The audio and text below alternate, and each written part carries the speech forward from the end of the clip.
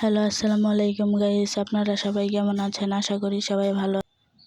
তো আমি আজকে রান্না করব চিচিঙ্গা দিয়ে পাবদা মাছের ঝোল। তো এই তো আমি এখানে তেল দিয়ে পেঁয়াজ দিয়ে নিয়েছি। তো পেঁয়াজটাকে ভালোভাবে ভেজে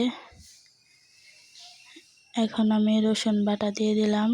তো দিয়ে এটাকে আমি হালকা একটু ভেজে নেওয়ার পর এই তো আমার কষানো হয়ে গেছে। তো এটা রসুন একটু কাঁচা কাঁচা থাকে যদি তেলে না ভাজা হয়। তো ভাজা হয়ে গেছে, আমি পানি দিয়ে দিছি।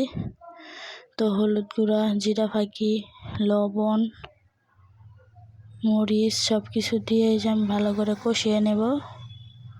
এই তো দেখেন আমার কষানো হয়ে গেছে। তো আমি এখানে একটু পানি দিয়ে নেব। তো আমি পানি দিয়ে দিলাম।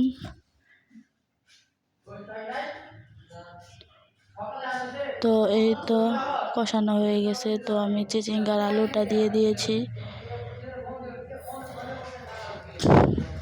তো এই তো এটাকে আমি ভালোভাবে হাফ সিদ্ধ করে কষাবো। তো এই তো আমার কষানো প্রায় হয়ে গেছে।